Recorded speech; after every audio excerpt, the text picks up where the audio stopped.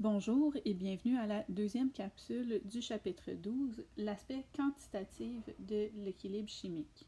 Dans la capsule précédente, vous avez appris à déterminer la constante d'équilibre et la loi d'équilibre et à déterminer si votre réaction est à l'état d'équilibre ou pas. Maintenant, dans cette capsule, nous allons utiliser la constante d'équilibre et la loi de l'équilibre pour déterminer les concentrations de nos réactifs et de nos produits lorsque notre réaction a atteint l'état d'équilibre. Dans le cas d'une réaction irréversible, c'est-à-dire qui n'atteindra pas un état d'équilibre, mais plutôt va se compléter, on pouvait directement utiliser les coefficients stoichiométriques afin de déterminer la quantité de produits qui allaient être formés lors de la réaction. La raison étant que tous les réactifs étaient utilisés, il n'en restait plus à la fin de la réaction pour se transformer en produit. Donc, on pouvait déterminer par les coefficients stoichiométriques directement les quantités de produits formés dans une réaction irréversible. Cependant, dans une réaction réversible qui va atteindre l'état d'équilibre, on ne peut plus utiliser directement les coefficients stoichiométriques.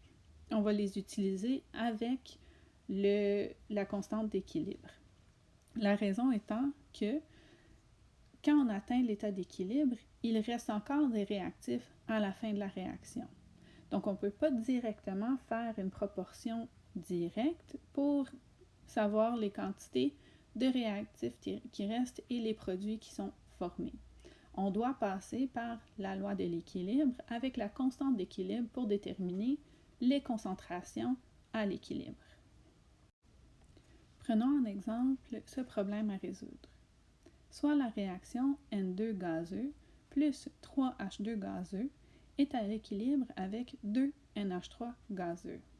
Ça signifie qu'on a mis les réactifs en contact, la réaction a réagi et on a atteint un état d'équilibre avec des produits, c'est-à-dire l'ammoniac. Vous effectuez la synthèse de l'ammoniac dans un ballon de 3 litres et il reste à l'équilibre 0,72 mol de diazote et 2,25 mol de dihydrogène. Quelle est la concentration de l'ammoniac si, à 485 Kelvin, la constante d'équilibre est de 124? Donc ici, on nous dit à l'équilibre les quantités qui restent de réactifs. À l'équilibre, nous avons 0,72 mol de diazote et 2,25 mol de dihydrogène. On nous donne aussi le volume de l'enceinte réactionnelle et on nous donne la constante d'équilibre Kc de 124. On nous donne aussi une information supplémentaire, la température de 485 Kelvin. Ici, il est pertinent de nous donner une température simplement pour signaler que la température ne change pas pendant cette expérimentation. Comme vous l'avez vu, la constante d'équilibre peut dépendre de la température. Donc, si la température change pendant la réaction, ça va influencer la constante d'équilibre. On nous signale ici que la température ne change pas et donc que la constante d'équilibre restera la même tout au long de la réaction. Les informations données sont aussi à l'état d'équilibre, donc nous allons pouvoir utiliser la loi de l'équilibre, c'est-à-dire la constante d'équilibre, afin de trouver la concentration à l'équilibre de l'ammoniac. Dans un premier temps, on va trouver les concentrations du N2 et du H2 à l'équilibre. Donc la concentration du diazote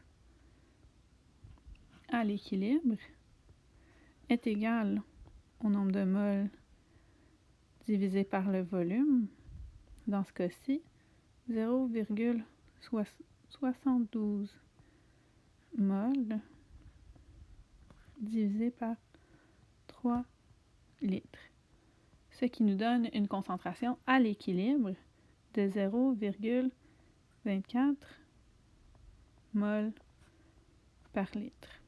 Ensuite, on peut trouver la concentration du dihydrogène à l'équilibre. C'est égal à 2,25 mol par 3 litres est égal à 0,75 mol par litre. Nous avons donc les concentrations des réactifs à l'équilibre. Nous connaissons aussi la loi de la constante d'équilibre, comment la calculer. Donc, on a que la constante d'équilibre est égale à la concentration de NH3 au carré, selon son coefficient stoichiométrique, divisé par la concentration de diazote fois la concentration de dihydrogène à la 3. On n'oublie pas que toutes ces concentrations doivent être à l'équilibre et c'est ce qu'on a comme information. Nous allons donc isoler la concentration de d'ammoniac dans notre formule pour résoudre le problème. Donc, à la prochaine diapo. Je vais reprendre ici la formule.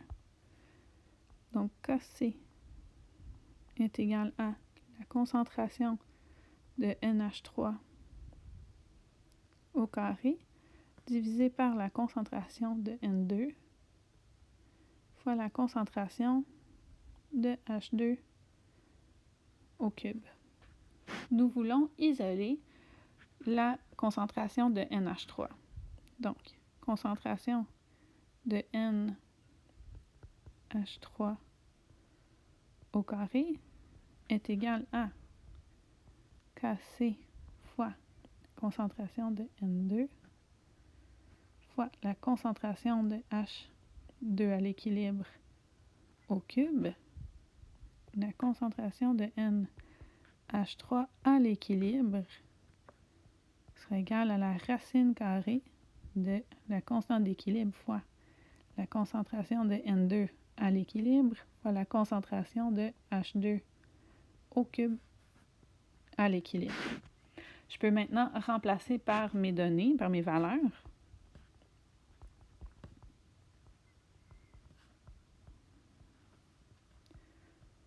« 124 fois 0,24 mol par litre fois 0,75 mol par litre au cube. Et ça nous donne une concentration d'ammoniac à l'équilibre de 3,5 mol par litre.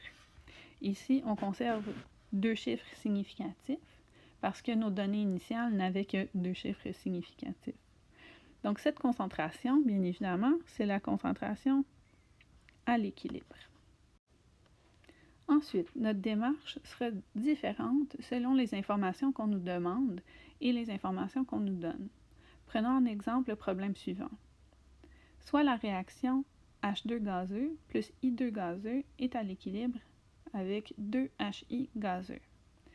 Si au départ, on mélange dans un ballon de 2 litres 5 mol de dihydrogène avec 6 mol de diiode et qu'à l'équilibre, on obtient 4 mol de HI, quelle est alors la concentration des réactifs? Donc la question étant, on veut la concentration des réactifs à l'équilibre. On nous donne plusieurs informations. On nous dit qu'on mélange dans un ballon de 2 litres 5 mol de H2, 6 mol de I2 et qu'à l'équilibre, on obtient 4 mol de HI.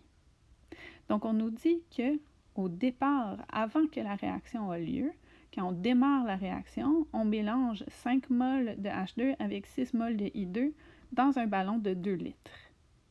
Et une fois l'équilibre atteint, on obtient 4 mol de HI dans ce même ballon de 2 litres. On nous demande, à l'équilibre, quelle sera la concentration des réactifs. Parce que, comme on l'a dit précédemment, une fois qu'on a atteint l'état d'équilibre, il reste encore des réactifs, puisque la réaction directe et la réaction inverse ont lieu. Bon, à partir de ces données, on peut déterminer les concentrations initiales de chacune de nos substances. Donc, la concentration initiale du dihydrogène. On ne va pas faire le calcul au complet ici, mais on le sait que pour trouver la concentration, on divise la quantité en moles par le volume. Donc, initialement, nous avons une concentration de 2,5 moles par litre de dihydrogène. De même, initialement, au départ, on va avoir une concentration de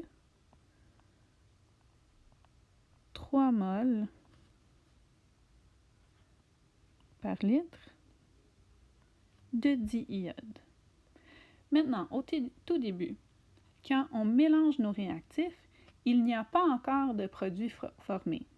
Donc, la concentration initiale de l'iodure d'hydrogène est de 0 mol par litre.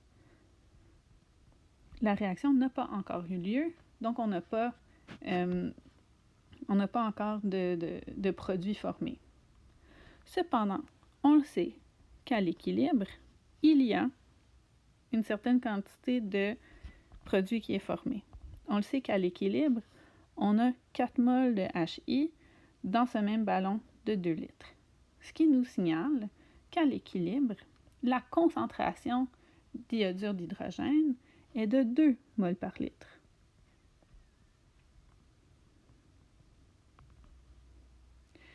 Et nous voulons déterminer les concentrations des réactifs à l'équilibre. Comment est-ce qu'on peut le trouver? Bon, on va analyser nos variations de concentration. Si je me concentre sur la variation de concentration de notre produit, on est passé de 0 mol par litre à 2 mol par litre. Donc, la variation ici de concentration est de plus 2 mol par litre. Cette augmentation de concentration, cette variation de concentration provient de la transformation des réactifs en produits. Donc, lors de la réaction, les réactifs se sont transformés en produits. Combien? Et maintenant, ici, c'est seulement à cette étape-là qu'on va se référer aux coefficients stoichiométriques. Si je regarde mes coefficients stoichiométriques, s'il y a 2 moles de d'iodure d'hydrogène qui ont été formés, pour chaque 2 moles d'iodure d'hydrogène de formé, il y a 1 mol de diiode qui a été transformé et 1 mol de dihydrogène qui a été transformé, qui a été utilisé. Ce qui veut dire que pour obtenir 2 mols de iodure d'hydrogène, il y a une concentration de 1 mol par litre de diiode qui a été transformé et 1 mol par litre de dihydrogène qui a été transformé. Ici, j'ai écrit un négatif devant le 1 mol par litre parce que, n'oublions pas que les réactifs se transforment pour devenir des produits. Donc, il y en a en moins. Alors, pour trouver nos concentrations à l'équilibre de réactifs, on a tout simplement à enlever la variation de concentration de l'état initial. Donc, ce qui nous reste à l'équilibre de dihydrogène, c'est une concentration de 1,5 mol par litre. Et ce qui reste à l'équilibre de diiode, c'est 2 mol par litre. Donc ça, ce qui nous signale, c'est initialement, nous avions mélangé des concentrations de 2,5 mol par litre de dihydrogène avec 3 mol par litre de diiode. Il n'y avait pas encore d'iodure d'hydrogène. Pendant la réaction, il y a eu 1 mol de dihydrogène qui s'est transformé, 1 mol par litre de diiode qui s'est transformé pour former 2 mol par litre de HI. Ce qui nous reste alors à l'équilibre, c'est 1,5 mol par litre de dihydrogène, 2 mol par litre de diiode, et il y a 2 mol par litre d'iodure d'hydrogène qui ont été formés. Maintenant que nous avons les concentrations à l'équilibre de nos réactifs et de notre produit, on peut calculer la constante d'équilibre. On peut se rappeler la réaction pour pouvoir trouver le bon calcul de la constante d'équilibre. J'inscris ici la double flèche pour indiquer qu'on est à l'équilibre. Donc, la constante d'équilibre de cette réaction est égale à la concentration de HI à l'équilibre au carré divisé par la concentration de H2 à l'équilibre fois la concentration de I2, encore une fois à l'équilibre. Je peux maintenant remplacer par mes valeurs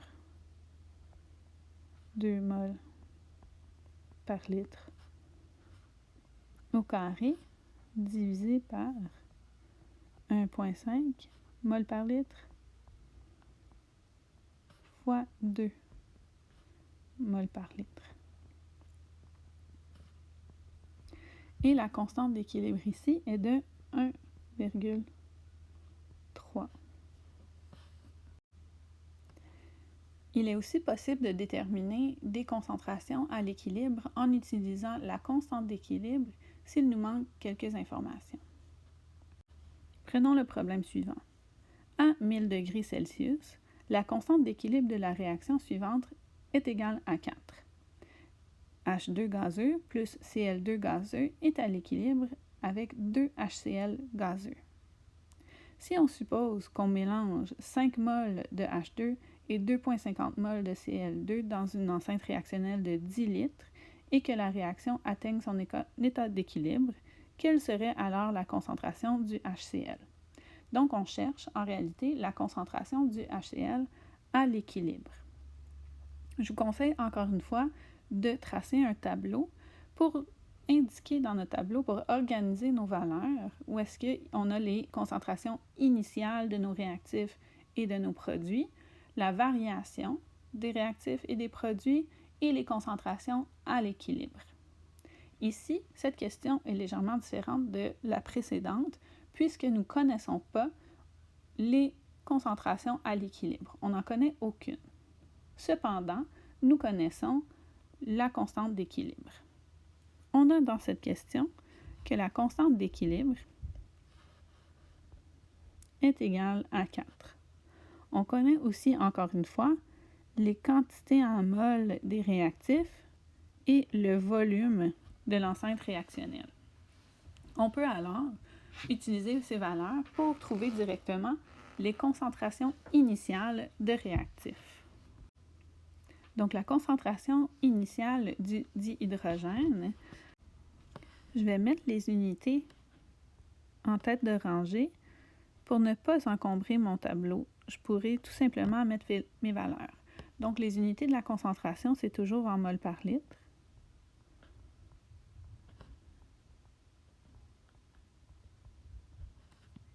Et je connais la concentration initiale du dihydrogène qui est de 0,500 mol par litre parce que j'ai fait 5 mol divisé par 10 litres.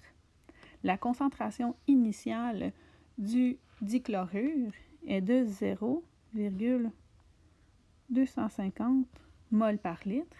Encore une fois, j'ai fait 2,50 mol divisé par 10 litres pour trouver cette concentration. Au début, au moment où est-ce que je mets mes réactifs en contact, il n'y a pas encore de produit.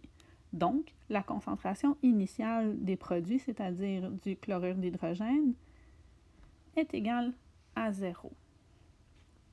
Maintenant, la question étant légèrement différente, on ne connaît pas les concentrations à l'équilibre. Cependant, on peut connaître les variations de concentration relatives. Si je pose que il y aura une concentration de X mol par litre de dihydrogène qui va réagir par relation par proportion par proportion stoichiométrique, si je respecte les coefficients stoichiométriques, il y aura aussi une variation de moins X mol par litre de dichlorure. Les réactifs se transforment en produits. Et si je respecte les proportions stoichiométriques aussi, on va produire 2X mol par litre de HCl. Ça, c'est notre variation de concentration. Ce qui veut dire qu'à l'équilibre, il va nous rester 0,500 moins X mol par litre de dihydrogène, 0,250 moins X mol par litre de dichlorure, et il restera à l'équilibre, on aura produit 2X mol par litre de HCl. Donc, encore une fois, ici, on le sait que l'état initial, il y aura une variation, une baisse de concentration des réactifs. Cette quantité de réactifs va se transformer en produit et il va nous rester une certaine quantité de réactifs à l'équilibre et il va y avoir eu une production de produits pendant la réaction. À partir de ces variables, on peut maintenant utiliser la formule, la loi de l'équilibre de cette réaction et la constante d'équilibre afin de déterminer la valeur de X et par la suite trouver la concentration de chacune de nos molécules, c'est-à-dire les réactifs et les produits.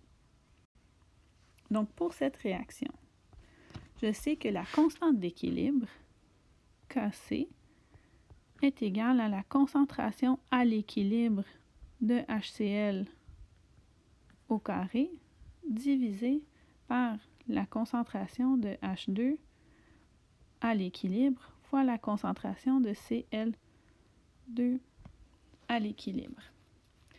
Donc, je sais que je ne connais pas mes concentrations à l'équilibre, mais je peux le déterminer. Je sais que 4 est égal à... Et selon notre tableau, on a déterminé que 2x, c'est la concentration de HCl à l'équilibre au carré, divisé par 0,500 mol par litre moins x, qui était la concentration à l'équilibre du dihydrogène, fois la concentration à l'équilibre du HCl, soit 0,250 moins x. Donc, si j'isole ma variable x, ça nous donne une valeur, une concentration de 0,167 mol par litre.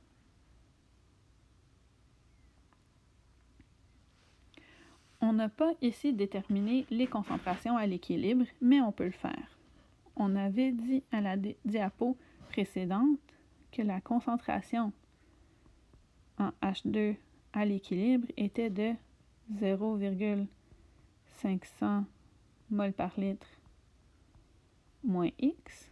Et si je remplace X là-dedans, ça nous donne une concentration à l'équilibre de 0,333 mol par litre.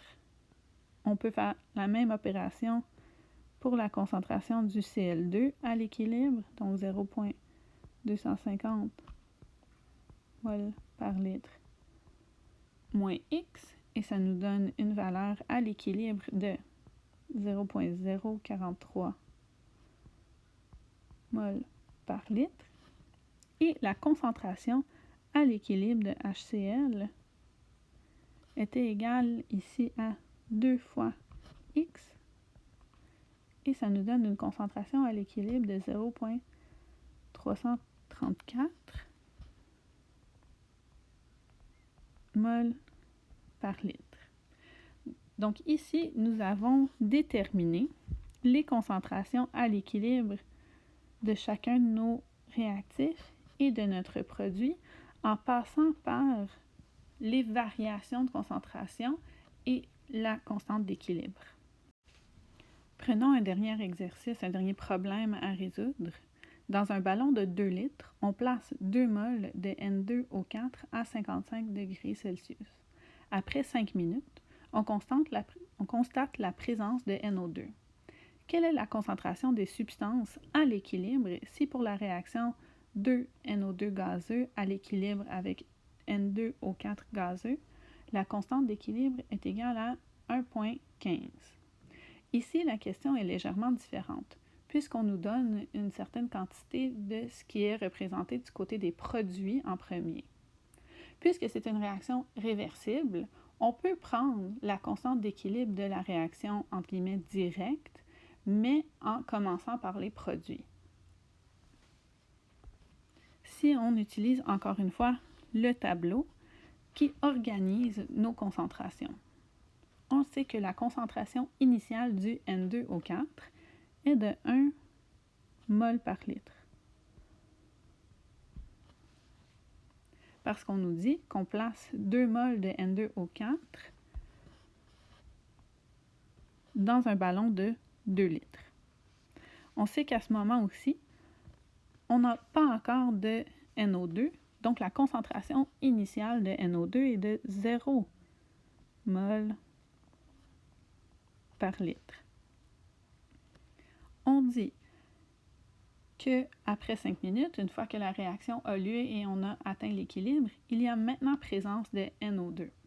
Donc on le sait qu'il y a une certaine quantité de N2O4 qui s'est transformée en NO2. Mais puisque c'est un état d'équilibre, ce n'est pas la totalité du N2O4 qui a réagi.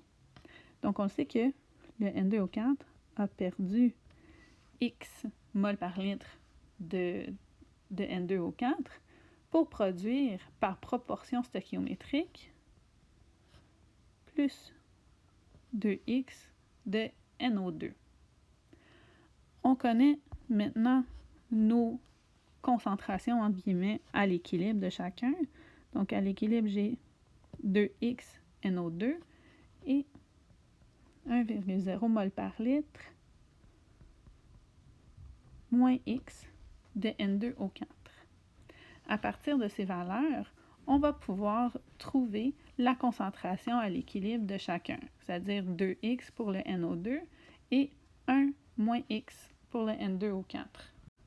On peut maintenant utiliser la loi de l'équilibre et la constante d'équilibre afin de déterminer les concentrations à l'équilibre des réactifs et des produits. On va quand même utiliser la formule suivante parce que le quotient donné est pour la réaction directe.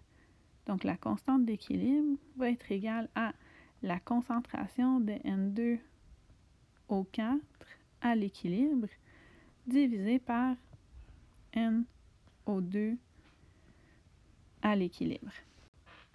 On utilise quand même la constante d'équilibre et la formule de la constante d'équilibre de la réaction directe parce que c'est ce qui nous est donné. Même si dans le problème, on est parti des produits pour produire des réactifs, ça n'a pas d'importance, la réaction est à l'équilibre. Donc on peut quand même utiliser cette information. Donc ici, je remplace par mes valeurs. 1,15 est égal à la concentration de N2O4 à l'équilibre, qui était de 1,0 moins X, divisé par 2X au carré, ce qui était la concentration de NO2 à l'équilibre. Et maintenant, on va isoler la valeur de X pour éventuellement trouver nos concentrations à l'équilibre. Ce qui nous donne alors 1,15 fois 4x au carré, parce que si j'ai le au carré que j'inclus dans ma parenthèse, 2 au carré, ça donne 4, x au carré, ça donne x au carré, est égal à 1,0 moins x. Je fais donc le calcul, je vais faire 1,15 fois 4, ce qui me donne 4,6 x au carré qui est égal à 1,0 moins x. Et maintenant, ce qu'on va faire, 4,6x au carré plus x moins 1,0 est égal à 0. Oups, c'est pas vrai. Est égal à 0, pardon. Donc, on voit ici que c'est une fonction quadratique. Donc, il va falloir passer par x est égal à moins b plus ou moins racine carrée de b au carré moins 4ac divisé par 2a. Je vous invite à faire la démarche au complet, mais je vais sauter des étapes et on va trouver la valeur de x qui est déjà de 0,37. Et à partir de ceci, on peut trouver les concentrations à l'équilibre de notre réactif et de notre produit. Donc dans ce cas-ci, la concentration de NO2, de NO2 qui est égale à 2x serait donc égal à 0,74 mol par litre. Et la concentration de N2 au 4 qui est égale à 1,0 moins x, et donc une concentration à l'équilibre de 0,63 mol par litre. Nous avons maintenant déterminé les concentrations à l'équilibre de notre réactif et de notre produit en utilisant la constante d'équilibre. Ceci termine la matière de la deuxième capsule du chapitre 12, où est-ce qu'on a utilisé la constante d'équilibre et la loi de l'équilibre afin de calculer les concentrations à l'équilibre de réactions chimiques. Pour la suite, la prochaine capsule, vous allez appliquer vos constantes d'équilibre aux acides et aux bases, et par la suite sur d'autres solutions. Les principes sont les mêmes, donc à la prochaine capsule, vous allez apprendre à distinguer un acide d'une base et d'appliquer les notions d'équilibre et de constante d'équilibre aux acides et aux bases. Bonne journée!